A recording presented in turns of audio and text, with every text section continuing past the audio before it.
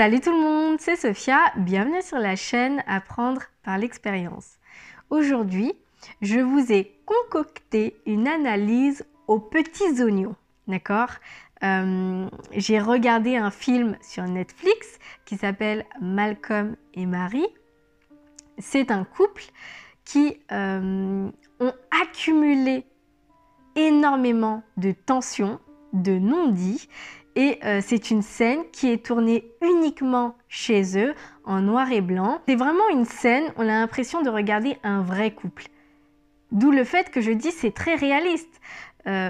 Lorsqu'on regarde dans la réalité, en fait c'est une scène qui peut être vécue par des gens lambda, des gens normaux comme vous et moi.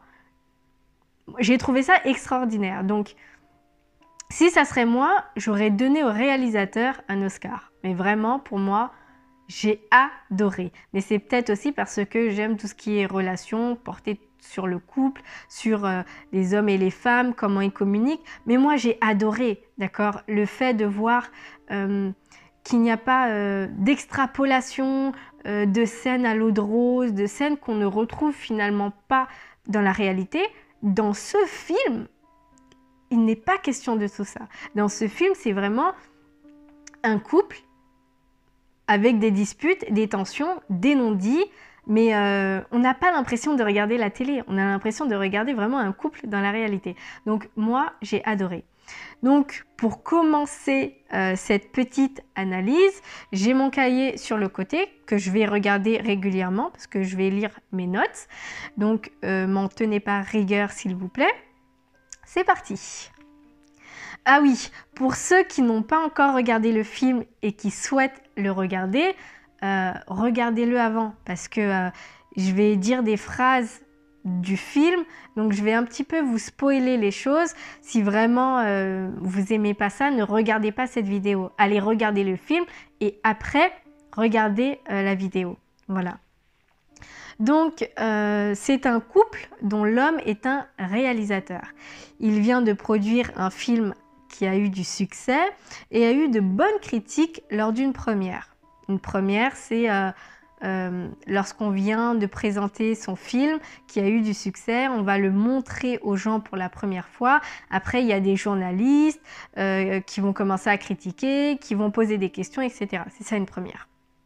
Mais dès le début, on sent que quelque chose ne va pas. On sent que cette femme n'est pas bien.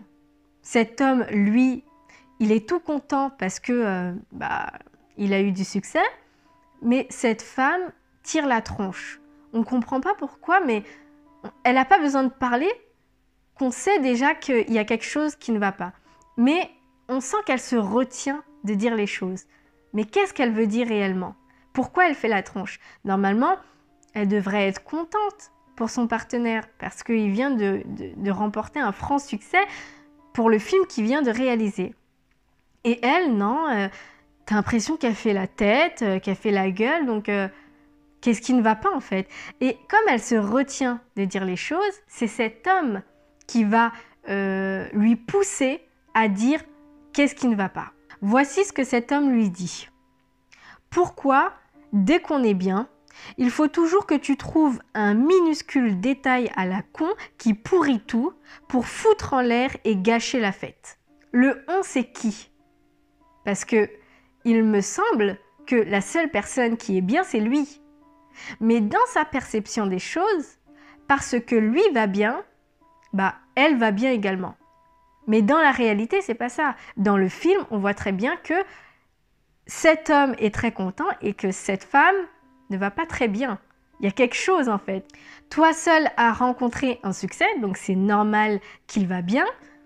Donc il peut très bien dire pourquoi dès que je vais bien. Là il dit pourquoi dès que on est bien. Le on, c'est lui et sa perception des choses qui ne sont absolument pas la réalité. Quand tu vois ta femme qui est en train de bouder ou quand tu ressens qu'il y a quelque chose, tu ne peux pas dire pourquoi dès qu'on est bien. Parce que la réalité, c'est qu'il n'y a que toi qui va bien.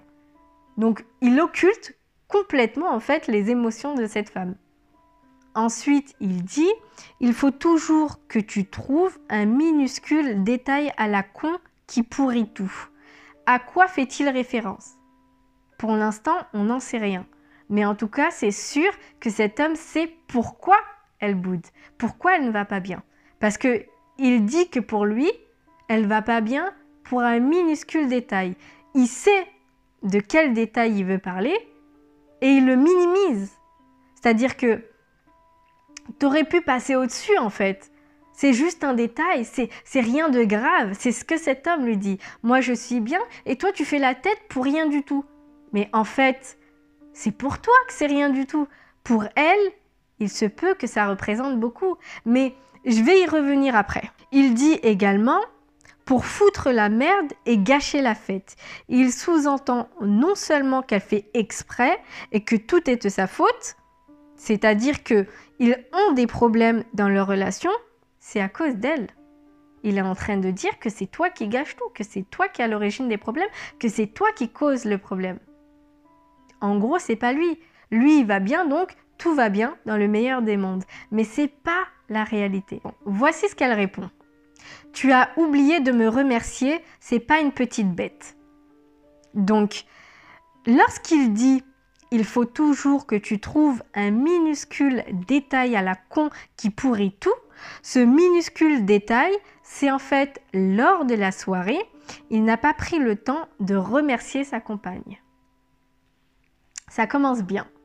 Donc, pour lui, ce n'est rien du tout, du moins, c'est pas grand-chose. Le fait qu'il s'est trouvé sous les projecteurs, d'accord, que son film a rencontré un franc succès, qu'il a eu des compliments. Et lors de cette avant-première, quand il a remercié pléthore de personnes, en fait, il n'a pas mentionné sa compagne. Mais pour lui, c'est qu'un minuscule détail. Vous voyez comment il le minimise? Il le minimise. Peut-être que pour cette femme, c'est beaucoup. Et on voit que même si durant la soirée, elle n'a pas voulu montrer qu'il y avait un problème, arrivée chez eux, c'est là où elle lui a dit en fait, oui, il y a un problème. C'est grave le fait que tu ne m'aies pas remercié. Pourtant, tu l'as fait avec d'autres personnes. Tu as remercié tout le monde, sauf moi. Et ça, pour toi, c'est qu'un détail. Il y a un problème. Pour justifier à ce manquement, il dit « Je t'ai remercié 1000 fois avant, tu sais que je suis reconnaissant, cette fois, j'ai oublié. » Le vrai problème derrière tout ça, c'est qu'il reconnaît son amour, son soutien, sa présence uniquement lors de petits événements. C'est-à-dire que quand il dit « Je t'ai remercié 1000 fois avant », en gros, m'en tiens pas rigueur. Sauf que la différence, c'est que là, tu étais sous le feu des projecteurs. C'est une manière de dire « Pourquoi tu m'as pas remercié devant tout le monde? Je suis là, dis-le ouvertement. Reconnais notre relation, non pas dans les petits événements, mais devant tout le monde. Fais-le ouvertement, ne t'en cache pas. Pourquoi quand il faut le faire en cachette, tu le fais? Et pourquoi quand il faut le faire devant tout le monde, tu oublies? Il y a un problème. Pour cette femme, il y a un réel problème et c'est clairement volontaire. C'est pas que le fait de remercier, c'est la symbolique derrière tout ça. Le fait d'assumer sa relation devant tout le monde. Et on peut prendre un exemple, on peut se poser la question, pourquoi Obama met tout le temps en avant sa femme Michelle? Ça, c'est un exemple. C'est parce qu'il reconnaît la place de cette femme dans sa vie. Son aide, d'accord? Il reconnaît son amour, il reconnaît son soutien aux yeux de tout le monde. Pas seulement en cachette, pas seulement dans la chambre, pas seulement dans la maison. Aux yeux de tout le monde. Le fait qu'il ne l'a pas remercié devant tout le monde, on peut se demander si c'est pas la femme de l'ombre. C'est-à-dire, est-ce que c'est pas la femme, on sait qu'elle est là, mais elle est cachée. Elle est jamais sous les projecteurs, on ne la présente jamais, elle est tout le temps peut-être dans la maison, on fait des choses avec elle, mais dans l'ombre. Cette femme qui n'est jamais exposée avec cet homme. On peut se poser la question. C'est comme quand on dit « vivons cachés, vivons heureux ». Moi, je suis pas d'accord avec ça. Parce que autant, il y en a, ils veulent protéger leur relation, mais ils savent qu'on est en relation. Parce qu'on le dit. On ne donne pas des détails. Mais quand les gens nous regardent, ils savent qu'on est en couple. Et le problème avec beaucoup de personnes, c'est que le fait qu'ils cachent leur relation fait qu'aux yeux du monde, ils paraissent célibataires. Peut-être qu'ils ne le sont pas, mais ils sont quand même célibataires aux yeux des autres. Tant que tu ne montres pas, ou tant que tu ne dis pas aux autres, ou tant que tu n'exposes pas ton partenaire en disant voilà, je suis avec cette personne, c'est où tu ne la reconnais pas, ou pour toi, elle a une moindre importance. Donc, il y a vraiment cette question à se poser. Et c'est exactement ce qu'elle lui reproche. Tu as oublié, en réalité, c'est parce que tu ne me reconnais pas aux yeux des autres. C'est le genre de trajectoire que beaucoup de couples prennent. Nous sommes ensemble tant que les projecteurs ne sont pas braqués sur nous, mais dès que le succès frappe à la porte, je suis célibataire et disponible. On peut se poser la question. Est-ce qu'il n'a pas reconnu? Peut-être parce qu'il ne veut pas que, aux yeux des autres, il paraisse inaccessible, du moins pris en couple. Ça peut être une possibilité, on n'en sait rien. Un autre détail. Lors de la soirée, les invités, dont la mère de cet homme, sont venus dire à cette femme « Je parie que tu es un peu contrariée parce qu'il ne t'a pas remercié, mais il se repose sur toi, tu sais. Il ne faut pas psychoter. » À tout ça, il y a en plus les invités et la mère de cet homme qui ont également remarqué qu'il n'a pas remercié cette femme. C'est-à-dire que ce n'est pas seulement elle, c'est tout le monde. Aux yeux de tout le monde s'est dit « Ah mince, il remercie tout le monde, sauf sa femme, sauf cette femme qui partage sa vie, cette femme qui l'aide au quotidien. » C'est la honte, on est d'accord, c'est la honte. Et là, elle lui dit très clairement le problème. Donc là, c'est la femme qui parle. Elle lui dit « Ce n'est pas qu'un remerciement oublié, c'est ta vision de moi, de ma place non seulement dans notre relation, mais dans ton travail, notamment dans un film que tu as fait sur ma vie. » Donc en fait, cet homme a eu du succès, mais il s'est inspiré de la vie de cette femme. Donc lorsqu'il est dans une soirée à remercier tout le monde, sauf sa partenaire, mais ce n'est pas seulement sa partenaire, c'est la personne qui lui a inspiré le film à succès. C'est énorme.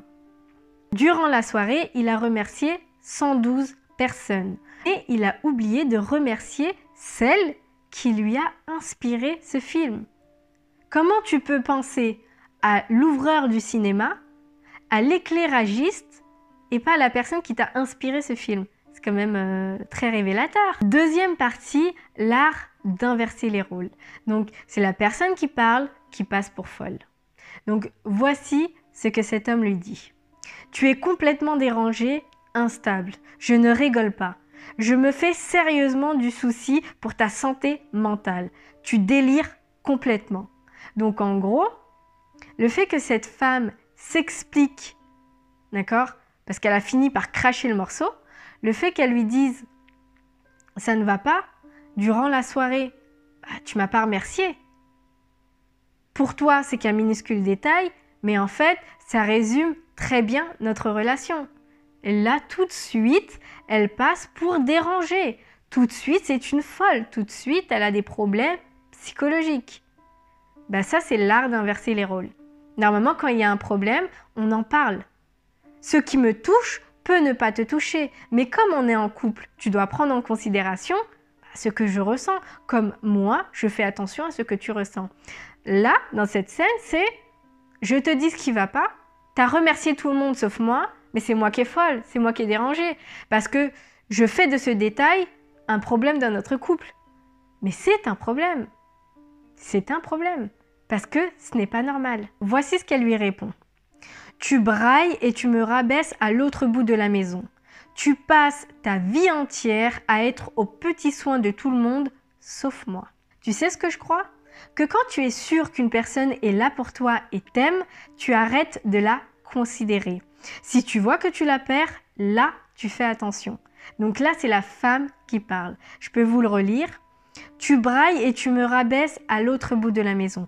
Tu passes ta vie entière à être aux petits soins pour tout le monde, sauf moi. Tu sais ce que je crois? Que quand tu es sûr qu'une personne est là pour toi et t'aime, tu arrêtes de la considérer. Et quand tu vois que tu la perds, là, tu fais attention. Donc, on voit bien que ce n'est pas qu'un détail. C'est vraiment ce que résume leur couple. Le fait qu'il n'y a pas de reconnaissance. Et ça, le fait d'en parler, elle passe pour folle. Troisième partie. Ce film montre très clairement comment un couple peut se détruire juste par la parole. Exemple, tu veux me faire du mal? Crois-moi, je peux t'en faire 10 fois plus. Il lui dit toutes les références sur lesquelles il s'est appuyé pour réaliser quelques scènes dans son film. Donc, on sait que l'inspiration peut venir de plusieurs choses et lors du film, on remarque que cette femme dit toujours en gros que c'est grâce à elle s'il a fait ce film, c'est elle qui l'a inspiré et ainsi de suite.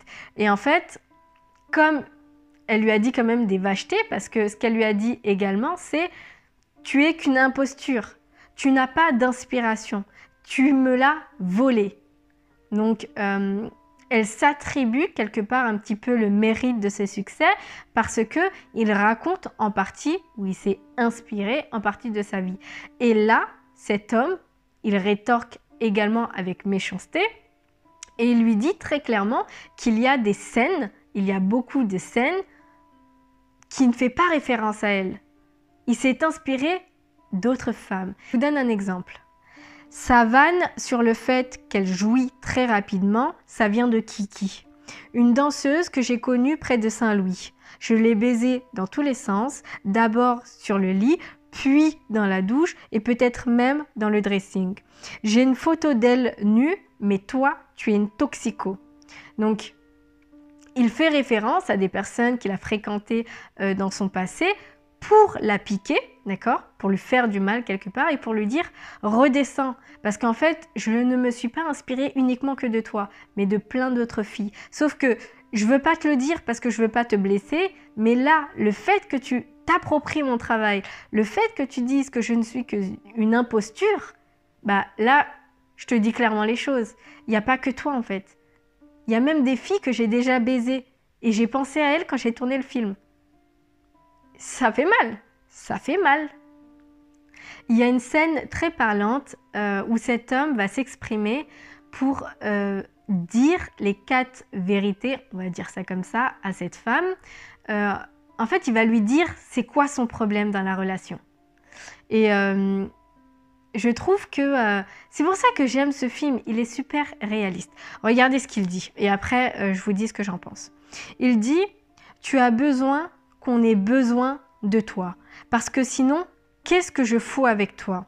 Tu veux le contrôle parce que tu ne conçois pas que je sois avec toi par amour. » Donc, il est en train d'expliquer « Tu cherches les problèmes, ok, mais tu as besoin que j'ai besoin de toi. » C'est-à-dire que tu n'es même pas capable de te dire que c'est pas parce que tu es présente pour moi, c'est pas parce que tu m'inspires, c'est pas parce que tu me soutiens que je suis avec toi. Il n'y a pas d'échange. Premièrement, je suis avec toi parce que je t'aime. En fait, si tu arrêtes de me soutenir, si tu arrêtes d'être auprès de moi ou de faire tout ce que tu fais pour moi, je n'arrêterai pas de t'aimer. Ce qu'il dit, c'est très intéressant parce que ça doit nous parler à nous les femmes. Lorsqu'on rentre en relation avec quelqu'un, ce n'est pas parce qu'on va l'aider, ce n'est pas parce qu'on va lui faire à manger, qu'on va lui faire sa lessive, qu'on va lui préparer à manger, qu'on va lui faire l'amour, que cette personne reste avec nous. Normalement, et comme il le dit, je n'ai pas besoin de toi pour t'aimer. Je suis avec toi parce que premièrement je t'aime. Et après, je prends ce que tu as à m'offrir. Ce n'est pas le contraire. Si demain, cette femme arrête de l'aider, il ne va pas ne plus l'aimer. Parce que son amour ne dépend pas de ce que vous faites pour lui. Je vais également faire une petite référence à un livre que je vais vous parler très prochainement sur ma chaîne qui s'appelle « Ces femmes qui aiment trop » d'une psychothérapeute Robin Norwood. Je vais vous lire un extrait du chapitre 4, le besoin d'être nécessaire à autrui. Donc ça, c'est pas dans le film, c'est dans le livre Ces femmes qui aiment trop. Ayant appris très tôt à nier nos propres besoins affectifs, nous avions, avec l'âge, cherché d'autres occasions de nous livrer à ce en quoi nous excellions. La satisfaction des besoins et des exigences d'autrui et l'ignorance de nos peurs, de nos souffrances et de nos besoins. Nous avons fait semblant si longtemps d'être adultes, à trop en faire et à demander trop peu, qu'il est désormais trop tard pour que nous changions de rôle. Nous continuons donc de secourir les autres dans l'espoir de dissiper nos peurs et de recevoir en échange leur amour. La psychothérapeute Robin Norwood explique qu'il y a des femmes qui aiment trop. Lorsqu'elles rentrent en relation, elles ont besoin de se sentir utiles. Pour eux, rentrer en relation, du moins être en amour avec quelqu'un, c'est premièrement être utile à la personne. Et en fait, c'est faux. Et pour finir, je vais vous lire ce qu'elle lui a rétorqué. Ton absence de curiosité est le prolongement de ton narcissisme, de ta mégalomanie et de ta vision égocentrique du monde. N'ayant jamais douté de toi, tu ne t'es jamais demandé comment être un meilleur compagnon. Tu es bien comme ça, tu es au max et c'est pour ça que tu peux oublier de me remercier. Tu n'as pas peur qu'en rentrant je te dise « tu m'as perdu ce soir, va te faire foutre, je me casse ». Tout ce que j'ai voulu ce soir, c'était un merci. Merci de m'aimer, merci de tes remarques, de ton expérience, de ta patience. Merci de bien me faire l'amour, de me faire des câlins. Merci de faire ma lessive, d'avoir récupéré mon costume. Donc, en fait, ce qu'on comprend, c'est qu'il y a clairement un manque de reconnaissance. Cette femme a un problème et son problème, c'est le manque de reconnaissance qu'a cet homme envers elle. De la reconnaissance pour tout ce qu'elle fait, voilà ce qu'une femme demande, être reconnue, aimée à sa juste valeur. Ça, c'était ma conclusion. En ce jour, nous sommes le 14 février, d'accord? C'est la Saint-Valentin, la fête des amoureux, même si c'est une fête commerciale et gna gna gna et gna gna gna, parce qu'on l'entend toutes les années, des personnes qui disent « ouais, mais ça sert à rien ». C'est pas notre problème, d'accord? C'est une fête commerciale et c'est l'occasion d'apporter une attention à sa compagne, n'est-ce pas? Donc, pour terminer, il y a deux types d'hommes. Comme je vous ai dit, on est le 14 février, il y a des célibataires, il y a des gens en couple. Que ce soit volontaire ou pas, c'est pas grave, mais il y a bien des gens en couple, d'accord? Qu'ils s'entendent ou pas, il y a des personnes qui sont en couple, qui ont des enfants, ou même sans avoir d'enfants, ils sont en couple. Cette fête, c'est pour eux, donc il faut fêter, n'est-ce pas? Sauf si tu décides de ne pas le fêter, mais ça c'est autre chose. Je le dis et je vais le dire, il n'y a aucune femme qui refuse une attention. Même si la Saint-Valentin, c'est une fête commerciale, à recevoir un bouquet de fleurs, recevoir une rose, recevoir des chocolats, aller au restaurant, d'accord, c'est une attention. Au-delà d'être une fête commerciale, c'est l'occasion de recevoir de l'attention de son partenaire. Pour moi, il y a deux types d'hommes. Il y a le premier type d'homme, c'est ceux qui vont avoir une attention envers la femme qu'il reconnaît, qu'il aime. Sans chercher, comme je l'ai dit, un intérêt, il veut juste lui faire plaisir. Donc, dedans, il n'y gagne rien du tout, si ce n'est le fait que sa femme est heureuse de son attention. Vous vous rendez pas compte, mais c'est beaucoup pour une femme lorsqu'un homme se dit « bon, tiens, je vais aller lui acheter une rose ». Parce que dans la tête de cette femme, c'est « il a pensé à moi, je compte pour lui ». Donc, c'est important, c'est symbolique. Et pour la deuxième catégorie d'hommes, deuxième type d'hommes, tu as ceux, comme dans le film, qui ne se posent jamais la question comment être un meilleur compagnon. Pour eux, ils n'ont pas besoin d'être reconnaissants, ils n'ont pas besoin de faire d'efforts, leur présence suffit. Donc, pas de cadeau, pas d'attention, pas de reconnaissance. Et c'est avec ce genre d'homme en relation qu'on ne peut pas avancer car trop égoïste. Le deuxième type d'homme, en fait, c'est une personne qui, tant qu'il n'y voit pas son intérêt, tant qu'il ne croque pas, d'accord, tant que pour lui, c'est pas quelque chose auquel il peut profiter, bah, il va pas le faire. Pourquoi? Parce que si ça le concerne, si c'est quelque chose pour que lui également se mette bien, il va le faire. Mais si c'est que pour quelqu'un d'autre, il va se dire, bah non, en fait, ça n'a pas d'intérêt. Bah ouais, c'est ce qu'il se dit, trop égoïste. Donc, le message de cette vidéo, c'est les hommes, soyez reconnaissants pour toutes ces femmes qui élèvent vos enfants, qui vous font à manger, qui vous nettoient la maison, d'accord, qui vous aiment, qui vous cajolent, qui prennent soin de vous, qui prennent leur temps pour s'occuper de vous, pour vous mettre bien, pour vous mettre à l'aise, pour vous soutenir. Ces femmes ont besoin que vous le reconnaissiez. Merci, merci d'être mon soutien, merci d'être présente, merci pour ta douceur. Et même si tu es relou et même si tu cries parfois, merci d'être auprès de moi. Est-ce que vous savez combien de personnes souffrent d'être tout seul? Il y a des personnes qui sont seules, mais c'est parce que c'est un choix. Il y a d'autres personnes qui ne trouvent pas. Mais il y a des personnes qui ont envie d'avoir ce quelqu'un, cette personne qui pense à eux. Il faut reconnaître quand on a de la chance. Il faut reconnaître quand on est chanceux. Et beaucoup d'hommes restent assis en se disant bah, « j'ai rien besoin de faire, juste ma présence et ça suffit ». Il y a un moment où non. Si vous voulez qu'une relation dure, ayez des petites attentions. Je ne dis pas que nous les femmes on est parfaites, mais il y a un moment où il va falloir montrer à cette femme que vous êtes contente qu'elle soit dans votre vie. C'est tout. Donc le message, ça c'était le message pour les hommes, et le message pour les femmes c'est ça suffit de trop aimer, de trop donner et de trop peu recevoir. Je dis stop. C'est tout pour cette vidéo, j'espère qu'elle vous a plu. N'oubliez pas de vous abonner, de me dire ce que vous en pensez en commentaire. Bye bye.